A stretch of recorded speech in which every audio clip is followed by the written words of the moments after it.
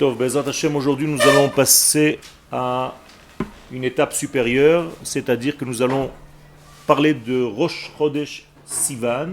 Donc je vous souhaite déjà Chodesh Tov ou Mevorach. Le mois de Sivan est très spécial puisque les sages lui ont donné une définition. Et on va le voir tout de suite. Et on va voir quelle est la définition qui sort un petit peu de l'ordinaire de ce mois. Sivan ou Chodesh Ashlishi Beloach Hashana Ivri. D'abord, première information, c'est que le mois de Sivan est le troisième dans l'ordre des mois qui commence par le mois de Nissan. Donc Nissan, Iyar, Sivan, troisième mois. Chodesh Ze meyuchas betchunotav apnimiyot lesfirat hatiferet.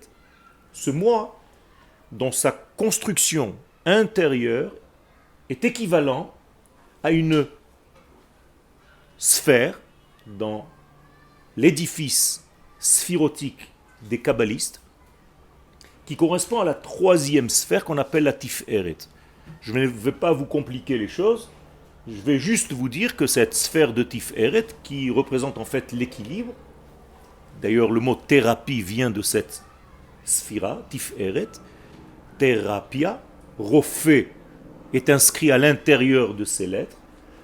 Autrement dit, il s'agit là d'un mois qui est doté d'une force spéciale de redonner à l'homme l'équilibre, de redonner à la nation l'équilibre, et je dirais plus loin, de redonner au monde l'équilibre dont il a besoin. Ce n'est pas par hasard que c'est le mois où la Torah va être donnée. Et la Torah va être donnée à qui ? Au monde, à travers Israël.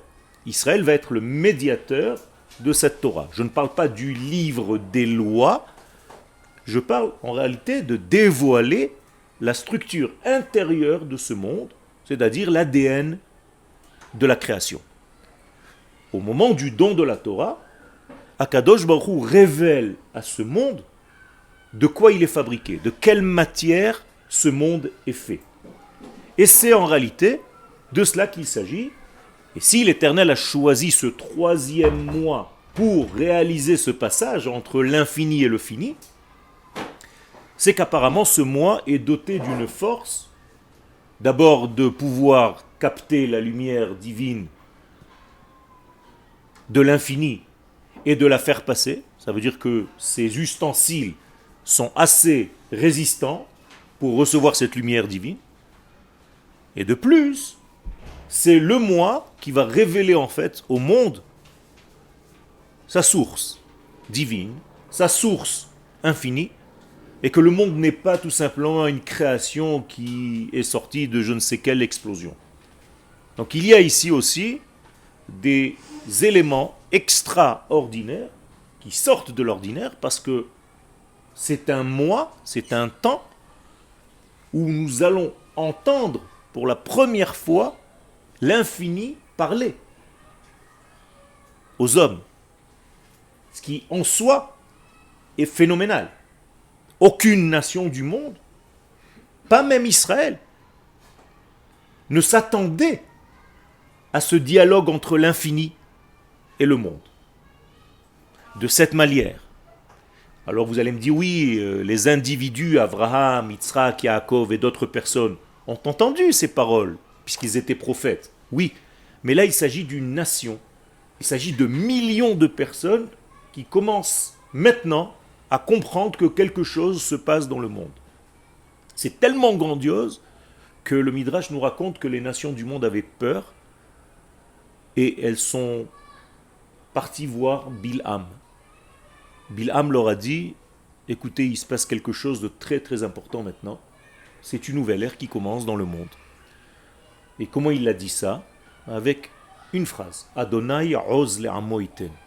Extraordinaire. Bilham leur a dit, sachez que l'Éternel, le tétragramme, est en train de donner oz. Qu'est-ce que c'est oz ? Une puissance extrêmement forte. Le'amo à son peuple. Et iten, c'est pas au présent. C'est que c'est à partir de maintenant, il le donnera, sans arrêt. C'est un présent continu. Donc il y a ici quelque chose de phénoménal qui est en train de se passer, Et même les nations du monde étaient sensibles à ce changement, au point d'aller voir Bilam. Quel Bilam, c'est le prophète des nations, l'équivalent, entre guillemets, à Moshe Rabbeinu chez les nations du monde. D'accord? Quel? C'est-à-dire que dès qu'Akadosh Baruch Hu, il avait dit les deux ou les trois premiers commandements. Non, avant. Avant, les nations du monde ont compris qu'il est en train de se passer quelque chose parce qu'il y avait des phénomènes terrestres, des tremblements de terre, des bruits, des changements naturels qui ont fait en sorte que le monde entier est rentré dans une peur. Mais dès qu'Akadosh Baruch Hu a parlé, toutes les nations qui ont entendu, il y avait que Alors, le peuple d'Israël a entendu parce que c'est lui le vecteur, mais les nations du monde, elles, pensaient que c'était un tremblement de terre ou une destruction, un déluge. D'ailleurs, c'est ce qu'elles ont dit à Bilham. Est-ce que Dieu est en train de détruire le monde comme il l'a fait dans le déluge? Les gens racontaient.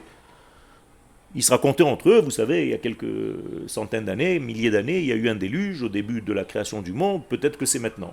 D'ailleurs, il y en a même qui ont fait des calculs et qui se sont dit, tiens, c'est le moment où il peut y avoir un déluge dans le monde. Et c'était vrai. Ce qui ne prouve pas que c'était le moment du déluge, mais l'inverse, que le moment du déluge, c'était en réalité le don de la Torah, qui n'a pas fonctionné à l'époque et qui fonctionne maintenant. C'est-à-dire qu'en réalité, le déluge et le don de la Torah, c'est une seule et même chose. Ça ressemble réellement. le déluge, il est tombé aussi même. Non, j'explique que d'après le conte, il y a un conte, je ne vais pas rentrer maintenant dans les détails, où, après tant et tant d'années, il est possible que le monde se soit encore une fois détruit. Et donc, comme les personnes qui étaient témoins de ce phénomène dans une autre période, eh bien aujourd'hui, elles ont pensé que la destruction du monde est encore une fois en train de se passer. Or, je suis en train de vous dire, ça ne prouve pas que c'était un moment où il y aurait pu avoir un déluge, c'est vrai aussi, mais ce qui prouve encore plus, Birshut Arav, c'est que le déluge était en réalité un don de Torah raté. Au moment du déluge, au moment de la génération du déluge, Akadosh Baruch Hu devait donner la Torah, elle devait arriver au monde, et étant donné que le monde n'était pas capable à cette époque-là de la recevoir, ça s'est transformé en déluge qu'on connaît aujourd'hui. On dit qu'on aurait dû recevoir la Torah en l'an 30 minutes. Ken. Ça c'est parce que il y a À partir de quand ça a été Siva, Ken, les Elef d'or. Alors, une fois que le monde ne peut plus résister sans la Torah, parce qu'il est en train de mourir, Akadosh Baruch Hu fait évoluer son histoire. C'est-à-dire, l'histoire ne rate pas.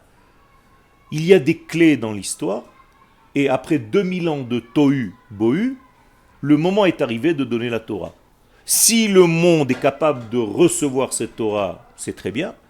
Si ce n'est pas le cas, c'est ce que Akadosh Baruch Hu dit à Israël, je refais marche arrière, entre guillemets, je ramène en fait le monde à quoi? À Tohu Bohu. Donc, il y aura encore une autre tentative, je ne sais pas quand, je ne sais pas si, on ne sait pas. En tout cas, c'est la destruction du monde actuel. Et donc Israël se trouve dans une position d'obligation et de prise de conscience que c'est à ce moment-là que le monde commence réellement à recevoir sa neshama. Et que si on refuse de recevoir l'âme du monde et donc son sens, eh bien c'est comme si toute la création était en vain. Donc Israël reçoit cette Torah, et à partir de ce moment-là, on devient nous-mêmes les responsables de la lumière des nations, puisque cette lumière s'appelle Oraïta, donc Torah. C'est pas qu'on a reçu un bouquin, on n'a rien reçu. Akadosh Baruch Hu ne nous a pas jeté des livres de son ciel immense sur notre tête. D'ailleurs, ce jour-là du don de la Torah, on n'a rien reçu physiquement. Les tables, c'est 40 jours plus tard. C'est le 17 Tammuz, les premières tables. Là, la fête que nous allons fêter, Shavuot, c'est juste qu'on a vu et on a entendu, c'est tout. On n'est pas rentré à la maison avec quelque chose en main. Mais on a compris que c'était un switch un moment où Akadosh Baruch Hu est en train de changer la structure du monde. Il est en train, en réalité, de faire injecter dans ce monde sa neshama. Quel? Est-ce que ça veut dire qu'aujourd'hui, si le peuple d'Israël n'est pas prêt à recevoir le Mashiach, que je vois au prix commence à faire marche arrière? Encore une fois, il y a ce qu'on appelle, c'est difficile de parler avec des notions humaines, des valeurs divines. Parce que quand vous posez ces questions dans la manière dont tu les poses, ça veut dire, est-ce que Dieu fait quelque chose, après il regrette, il fait autre chose, machin. Chez lui, il n'y a pas de changement. Tous ces changements n'existent pas. Ces changements existent chez nous.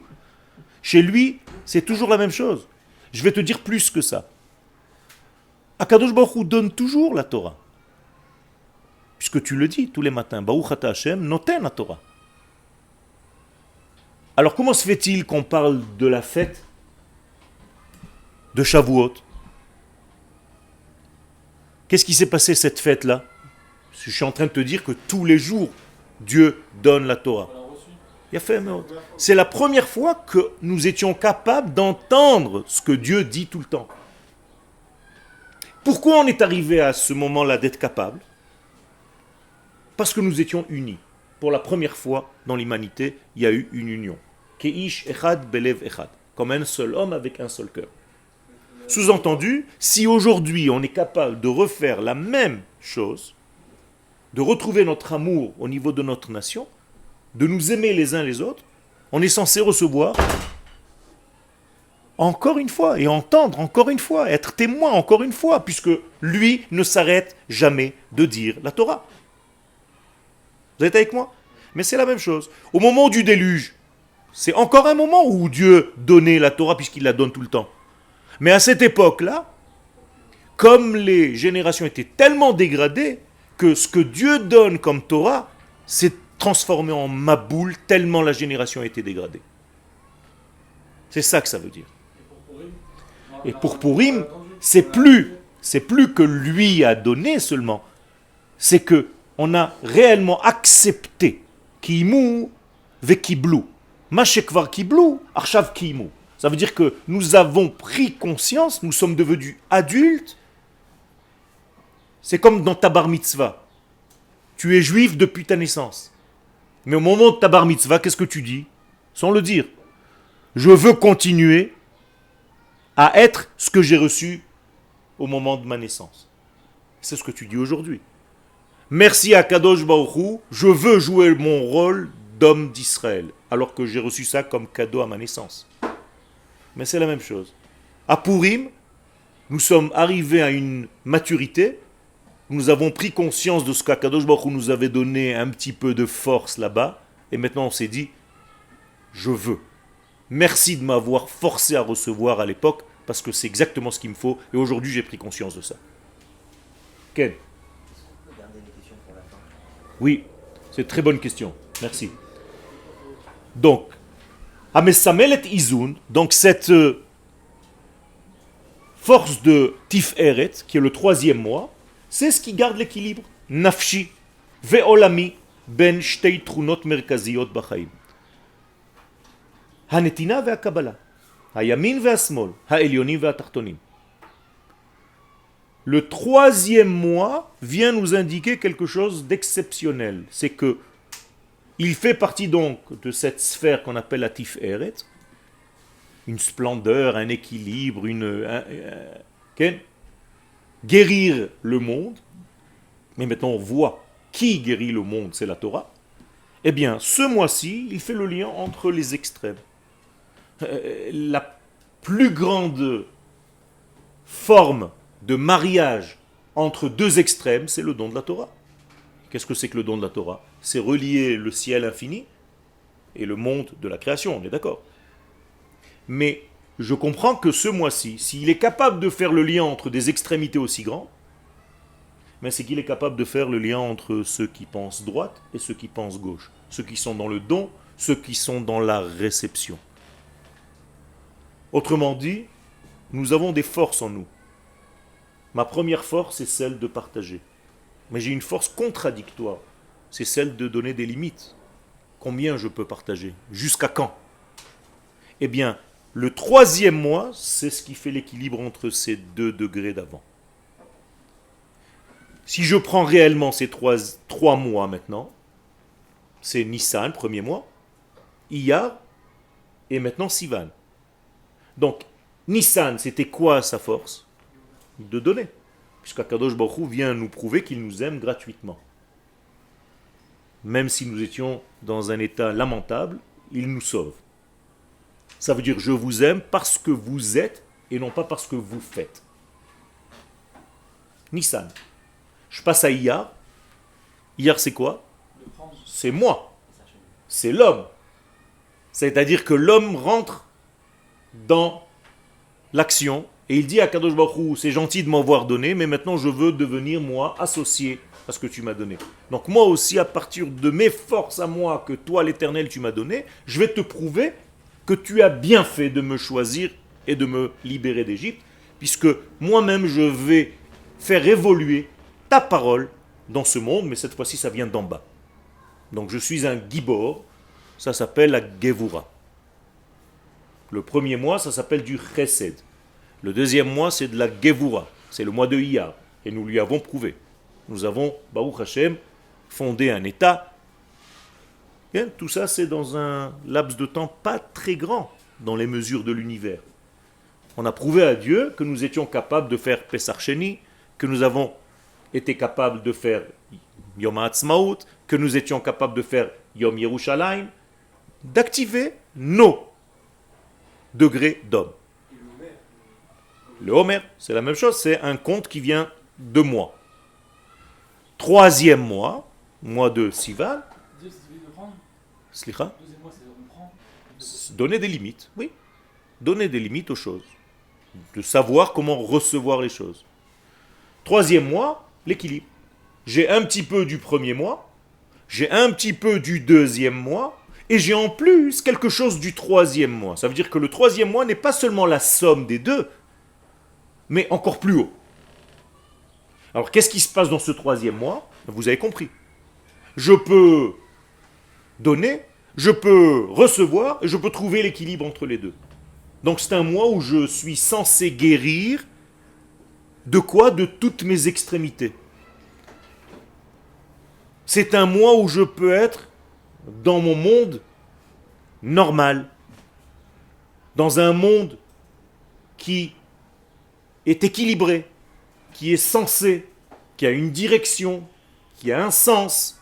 Et la preuve, quand je suis dans cette position, eh bien, je suis capable d'entendre les valeurs de l'Éternel, sous la forme du don de la Torah.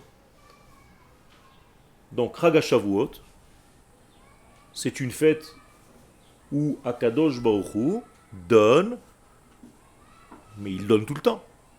Mais c'est une fête où je suis censé, plus qu'à un autre moment dans le temps, je suis censé entendre. Ce que je suis en train de vous dire, ça vous pousse à grandir. C'est-à-dire que samedi soir prochain, vous allez sûrement étudier la nuit de la veillée de Shavuot, mais il y a deux possibilités. Ou vous étudiez comme vous étudiez le jour, seulement ça sera la nuit, encore une étude. Sympathique, on a déjà étudié, on va étudier encore un peu.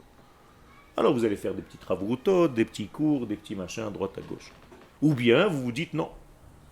Si le peuple d'Israël à cette époque était capable d'entendre la parole de Dieu directement, pourquoi pas moi aujourd'hui aussi? Et là tu montes de niveau. Et tu es censé entendre un autre degré de ce que tu as l'habitude. C'est plus un cours. Tu vas pas pour étudier. Tu vas pour recevoir la Torah divine avec ses valeurs. Ça veut dire que tu es censé, le lendemain de Shavuot, d'être un autre homme. Il y a une nouvelle ère qui commence pour toi le lendemain. Comprenez ce que je suis en train de vous raconter? C'est pas encore une soirée d'études. Je suis complètement transformé, transcendé. Je viens de recevoir la lumière divine. Comment est-ce que je peux savoir si cette lumière est bonne ou pas? Je vous l'ai dit tout à l'heure, l'équilibre. Si tu es déséquilibré par la Torah, et on voit malheureusement des gens qui sont censés être équilibrés dans la Torah, mais tu les regardes, ils sont déséquilibrés. Dans tous les sens du terme. Il y a un problème. Si la Torah crée en toi un déséquilibre, c'est qu'elle n'est pas bonne, c'est que tu ne sais pas l'étudier ou l'appréhender comme il faut, tu ne sais pas l'absorber comme il faut. Tu as un problème avec cette Torah, donc change immédiatement, tu es en danger. On va t'enfermer, tu vas devenir fou. Si la Torah est bonne pour toi, elle a des conséquences. Tu deviens équilibré. Et donc l'équilibre que vous allez ressentir, la stabilité dans laquelle vous allez être, dans la Torah, c'est que cette Torah est bonne. La simcha, la joie que vous allez ressentir au moment où vous êtes rempli de Torah, prouve que votre Torah est saine. Si elle vous rend nerveux, si elle vous rend extrémiste, si elle vous rend obsessionnel, c'est qu'elle est dangereuse pour vous. D'accord? Donc, Akadosh Baruch Hu nous met toutes ces informations dans le 3e mois. Quel? Comment ça se traduit, cette capacité d'écoute le soir de Shavuot? Est-ce que ça passe par cette passive? Est-ce que vous avez parlé de pas forcément être actif à des Chavrotot au décours, mais est-ce que ça peut passer par la passivité de la lecture du Tikkun, par exemple? Ce n'est pas une passivité, c'est une ouverture de soi. Le tikkun de Shavuot, peu importe ce que tu fais, que ce soit l'étude ou le tikkun, la lecture du tikkun, ça devrait ouvrir en toi tous les canaux de réception. Je vais parler de chushim, c'est-à-dire de sens. Nous avons 5 sens. Nos sens, à ce moment-là, devraient normalement devenir sains.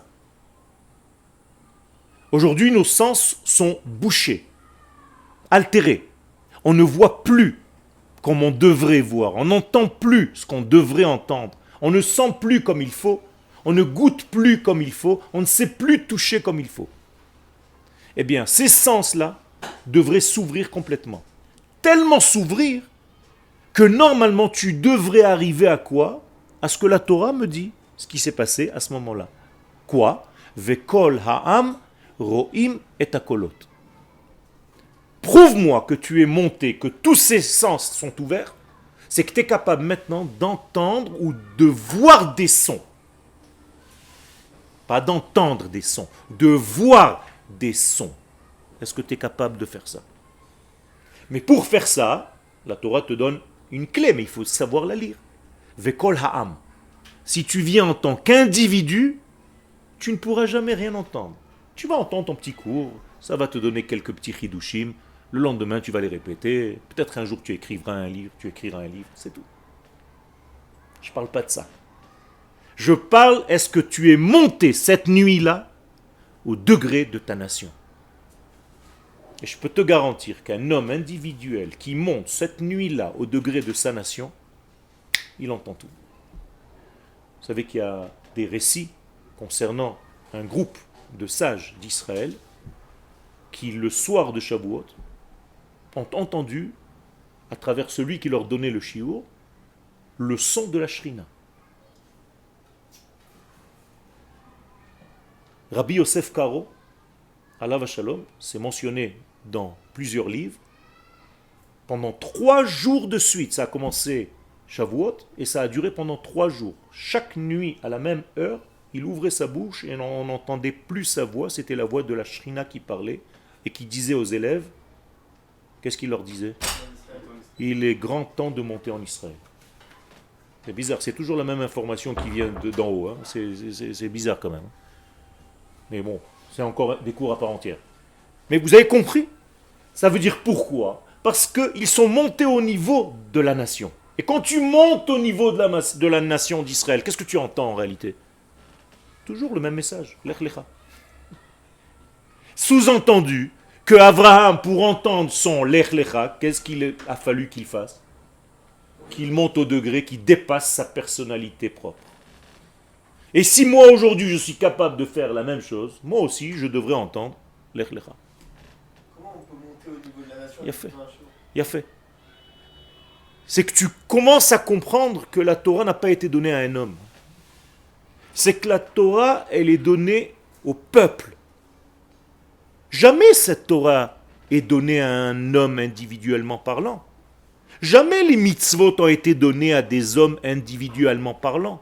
Même pas à un homme qui est venu me dire après, oui, on m'a dit que. Non. T'as quelque chose à me dire? Dis-le devant tout le monde. Et c'est ce qu'Akadosh Baruch Hu fait. À contraire de toutes les religions, où on te raconte qu'un type, peu importe comment il s'appelle maintenant, a entendu des voix, et après il est venu me répéter. Peut-être qu'il est fou le mec. C'est-à-dire que ce qu'on entend, il ne faut pas le prendre pour soi, il faut le prendre comme... Toujours au niveau de la nation. Anochi Adonai Elohecha Asher Hotzeticha Me'eretz Mitzrayim. Quand Akadosh Baruch Hu te dit la première parole, je suis l'Éternel qui t'ai fait sortir d'Égypte. Qui l'a fait sortir d'Égypte? La nation tout entière. Tu vis au sein de cette nation. Tu es venu vivre en Israël pour être au niveau de cette nation. Si tu fais ça dans chaque instant de ta vie, eh bien tu peux ouvrir en toi tous les canaux. Et ça répond à la question du Rav. Si tu ouvres tous tes canaux, tu es censé entendre des choses que la plupart des gens n'entendent pas. Et d'ailleurs, le Zohar HaKadosh pose une question très simple. À qui Dieu a dit « Lech Lecha » Réponse? À tout le monde. Pas Abraham. Pas Abraham. Alors comment se fait-il que Abraham, la Torah nous dit « Vayomer Hashem el Abraham, Lech Lecha » Mais tout simplement que lui était capable à ce moment-là de monter au niveau d'entendre. Mais si tu le fais, tu vas entendre toi aussi. C'est ça le secret. Donc, il faut arriver à un équilibre. Nous sommes dans le mois de l'équilibre. Pour être équilibré, il faut être où? À droite? À gauche? Au centre. Au centre. C'est une règle. Le centre, c'est là où l'Éternel se dévoile. Donc, si tu vis ce mois à son véritable niveau, eh bien, tu auras la bénédiction de voir tous ces liens et tu retrouveras ton équilibre naturel.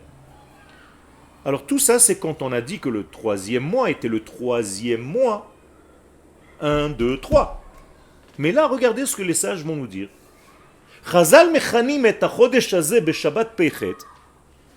Les sages ne vont pas s'arrêter là.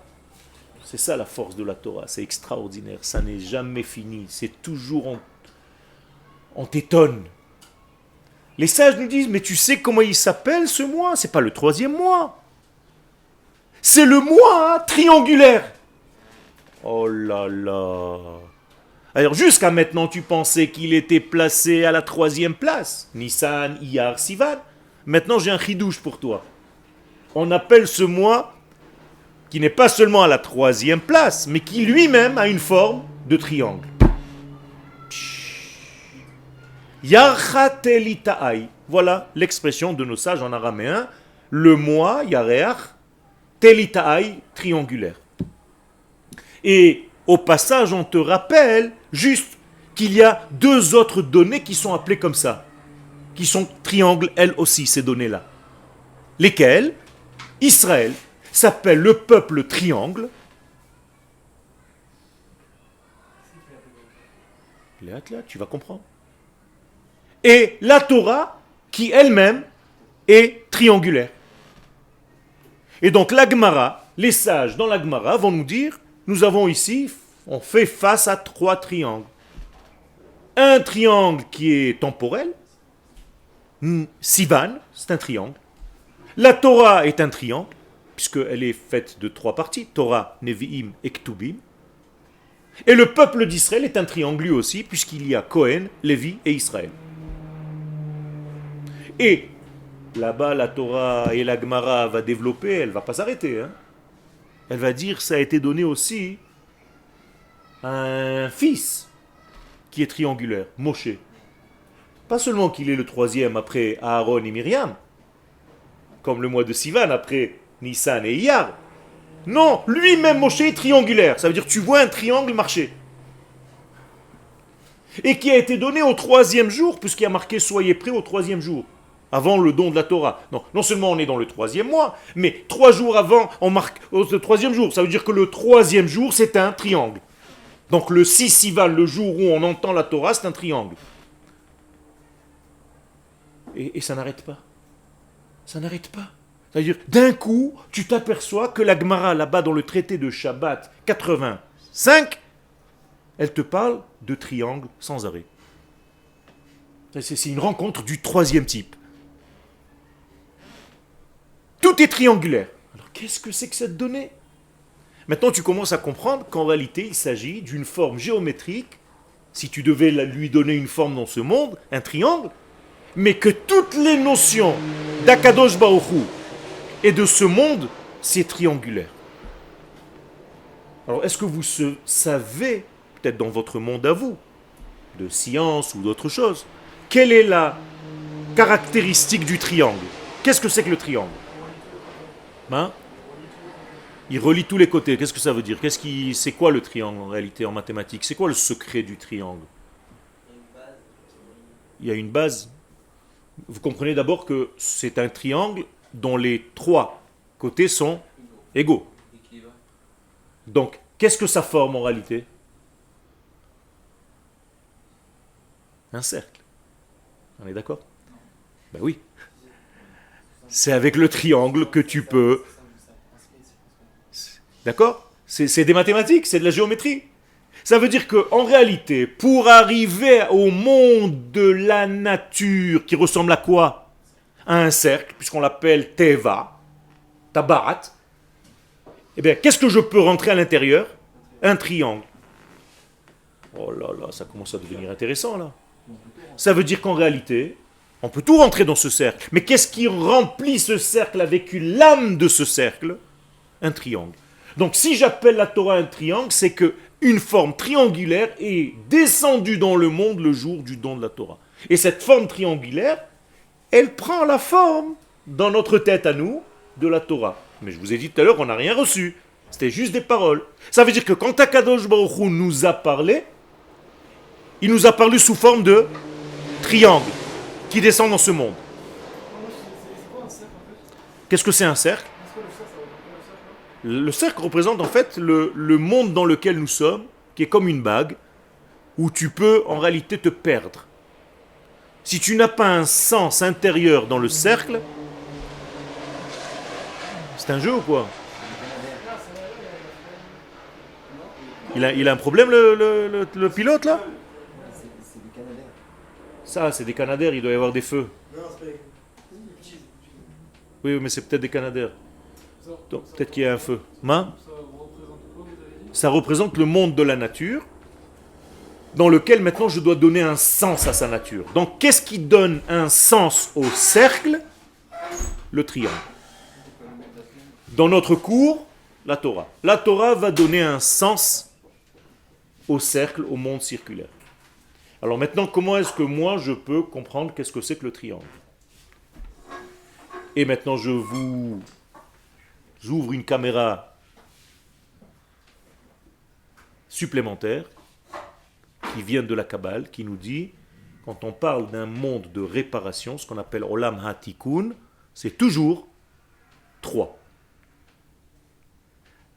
Le côté gauche, le côté droit et la centralité. Tout le temps, c'est comme ça. Donc je suis obligé maintenant de trouver aussi un temps, dans le temps, qui soit triangulaire. Alors quel est le temps, à part le mois de Sivan, qui est un temps triangulaire, dans un mois triangulaire, quel est le jour qui va correspondre à ça? Le Shabbat. Et c'est pour ça que le Shabbat, il est triangulaire aussi. Seuda Rishona, Seuda Shniya, Seuda Shlishit. La Torah a été donnée quel jour dans la semaine? Un Shabbat. Comme ça? Non, voilà. Ben vadaï. La Torah fut donnée un Shabbat. Ben vadaï. Et tous les Chachamim sont d'accord avec ça. Les Choule Alma Nitnat Torah be Shabbat. Comme ça c'est marqué dans la Gemara. Dans la même Gemara. Ça veut dire que j'ai maintenant un ensemble de triangles, ça ne s'arrête plus. Et je peux continuer encore. Ça veut dire que j'ai un triangle temporel. J'ai un triangle au niveau de la forme physique. Qu'est-ce que c'est que le mont Sinaï? Un triangle. J'ai un triangle au niveau du mois, 3e mois. J'ai un triangle au niveau de l'homme qui était intermédiaire, Moshe Rabbeinu. J'ai un triangle au niveau, mais ça ne s'arrête plus. C'est le troisième fils, je l'ai dit tout à l'heure. Myriam, Aaron, Moshe. Et en plus de ça, il a une structure intérieure qui lui donne cette capacité aussi d'être un triangle. Laquelle? Qu'est-ce qu'il est, Moshe? Il est prophète. Qu'est-ce qu'il est encore? Cohen et roi. Incroyable. Ça veut dire que ce triangle-là, et je ne veux pas allonger le sujet, mais vous avez compris qu'il s'agit ici d'un secret, d'un grand secret. Donc lorsque la Gemara vient me dire, attention, la Torah est obligée d'être un triangle qui descend sur terre. Donc lorsque Dieu, entre guillemets, descend, pose ses pieds sur terre, il est obligé de les poser en triangle. Pesach, Shavuot, Sukkot. Comment on les appelle? Shlosha, Regalim, les trois pieds. Donc un trépied. Shalosh, Regalim, Raglaim. Ça devient fou. Donc en réalité, il s'agit ici d'un tétrapode. Okay? Un Spoutnik à trois pieds. Dieu se dépose sur terre, sur l'équilibre le plus parfait qui soit, et demandez à n'importe quel géomètre, mathématicien, quelle est la structure dans ce monde qui est la plus équilibrée? Le triangle. Une chaise à 3 pieds est plus stable qu'une chaise à 4 pieds. Les gens ne savent pas ça. Donc je suis en train de vous dire que le don de la Torah, c'est le don de quoi? De la stabilité par définition au monde. Donc le monde manquait de quoi? De stabilité. Et si le monde n'avait pas reçu cette stabilité, il serait revenu à quoi? Tohu vavohu. C'est-à-dire un manque d'ordre. Donc l'ordre en hébreu, il est obligé d'être écrit en combien de lettres? 3. Seder. C'est obligé. En français, c'est O, R, D, E. Il y a déjà 4. R, 5. 3. Seder. Qu'est-ce que je suis en train de vous dire maintenant? Je suis en train de vous dire quelque chose maintenant qui va vous toucher au niveau personnel. Toi, tu fais partie du quoi? De l'humanité. Comment on dit l'humanité? Adam, 3 lettres. Tu es un homme, Ish, 3 lettres. Atlat. Hein? L'a fait. C'est pour ça que tu dois, ces 3 lettres, ils sont le Yud. Okay? Il faut que tu comprennes qu'en réalité, tu es un triangle. Et si tu n'as pas d'ordre dans ta vie, qui est le Shabbat, Shabbat c'est l'ordre de la vie, donc tu n'as pas de Torah, donc tu n'as pas de triangle dans ta vie, tu es un cercle sans sens. Tu es une bague qui n'a pas de doigt. Donc tu ne peux pas te fiancer. Pour reprendre là ce que vous avez dit, Oui. quand c'est qu'on n'a pas de sens? Mais quand tu n'as pas un triangle qui va rentrer dans le cercle de la vie. C'est quoi et le triangle, donc c'est la Torah, et c'est quoi les autres côtés? La Torah, le temps et l'être. Mais l'espace, tous les éléments sont triangulaires. Regardez vos membres du corps. Combien de prakim, de phalanges vous avez? 3. 1, 2, 3. C'est bizarre. C'est ce doigt-là que la femme va donner pour la bague. Elle ne va pas donner le pouce. Vous savez pourquoi? Parce qu'il n'en a que 2. Oh, c'est pour ça qu'on dit pouce. Là, ça s'arrête. Il y a un autre problème. C'est un autre programme. C'est un autre livre. C'est un autre film. Et c'est pour ça que pour l'instant, chaque fois que vous faites quelque chose, vous cachez le pouce. Quand vous faites Tachanoun, il faut rentrer le pouce. Quand vous faites la Havdalah, il faut rentrer le pouce. Vous saviez ça? Pourquoi?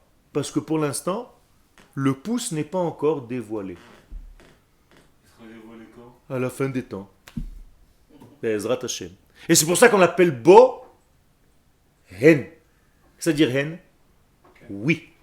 C'est-à-dire, au moment de la fin des temps, tu vas révéler le oui. Comme Ko Hen, Bo Hen. Tu entends?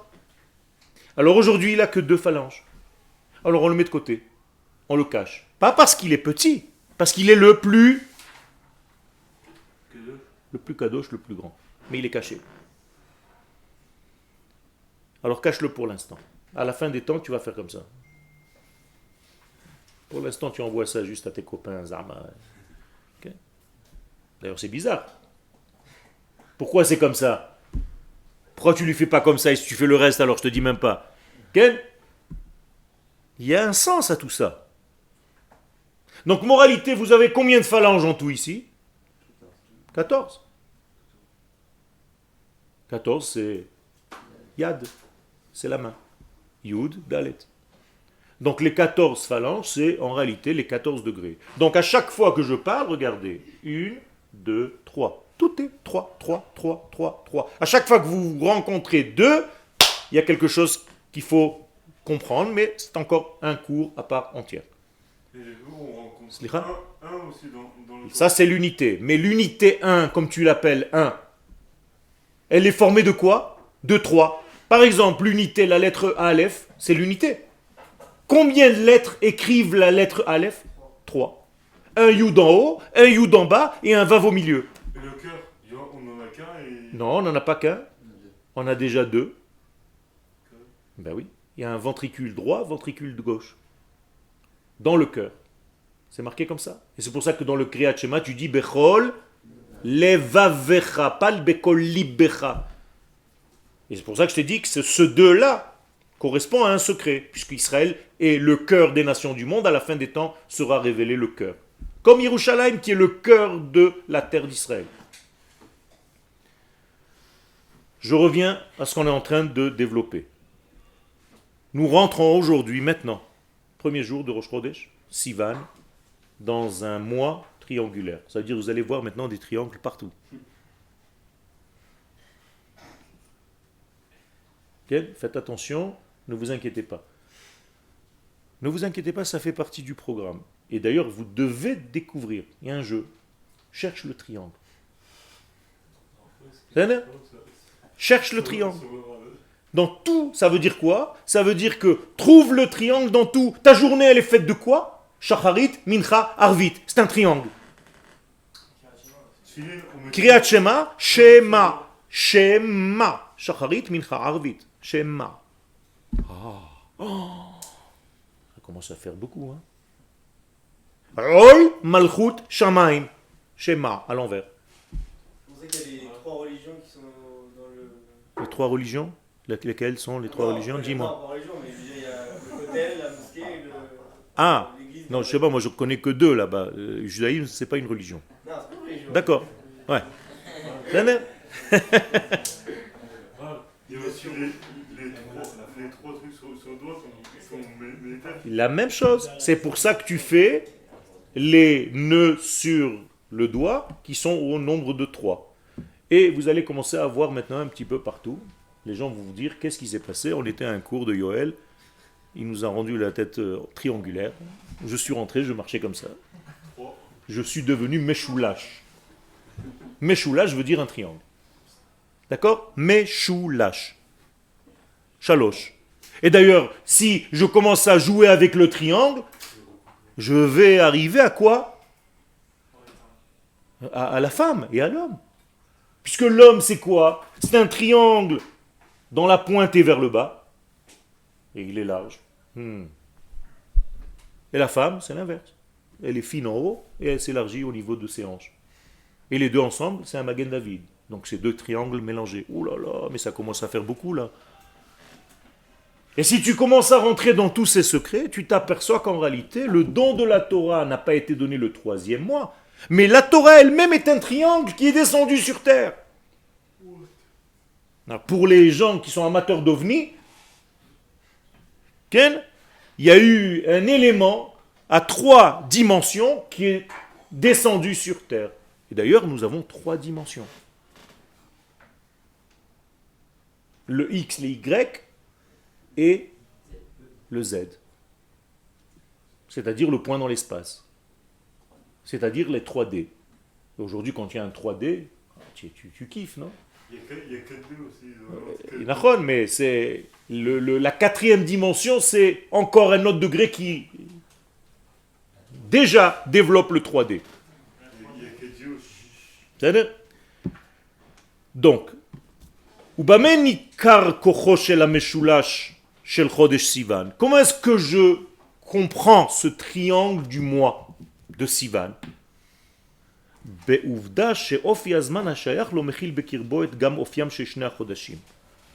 bien, je l'ai dit tout à l'heure. C'est-à-dire, le mois de Sivan contient 3 mois. Sivan lui-même, Nissan et Iyar, qui lui ont précédé. Donc c'est un mois dans lequel il y a 3 mois. Donc en réalité, il y a 3 mois en un. 3 en un. Donc le mois de Sivan est un mois lui-même qui contient la totalité. Qu'est-ce qu'il y a dans cette totalité? C'est la totalité de l'histoire juive. Vous savez ça. Parce que Nissan, c'est le début des temps. Iyar, c'est la fin des temps.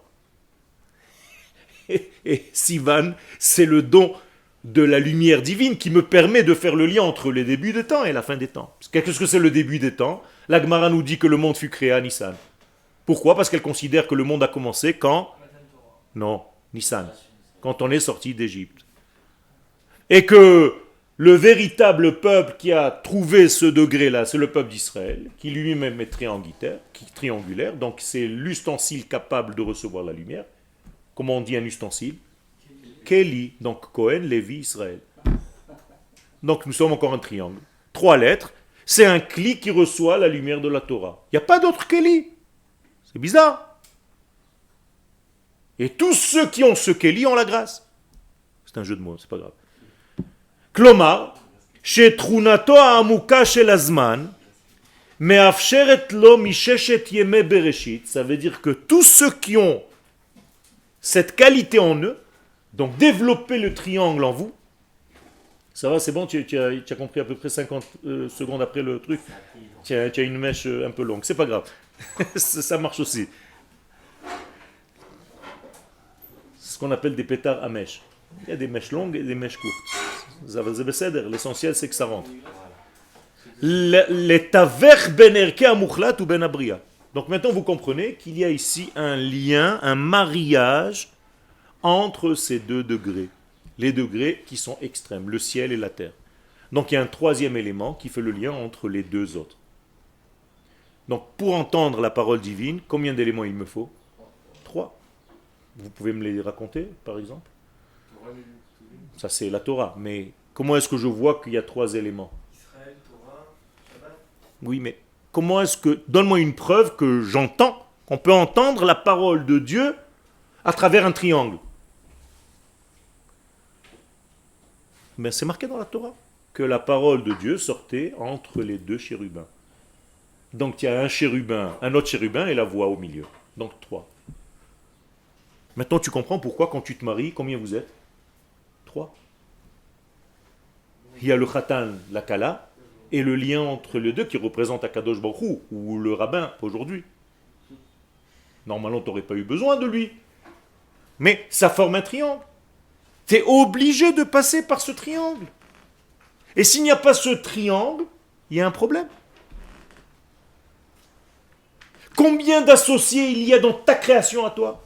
3. Shlosha shutafim ba'adam. Al Shlosha Dvarim ha'olam omed. Le monde tient sur 3 choses. Ouh là là, ça commence à faire beaucoup maintenant. Je vous ai dit, vous allez commencer à voir ça de partout. Dès que vous allez rencontrer un 3, je vais avoir les oreilles qui sifflent. C'est ça le Inyan. Et tu vas rentrer un petit peu plus profond. Ton œil, il y a combien de parties? 3. Tu as le blanc, tu as la couleur et tu as l'iris. Ça commence à faire beaucoup. Hein. Tu veux que je continue? Il y en a partout, de partout. C'est comme ça que ça marche.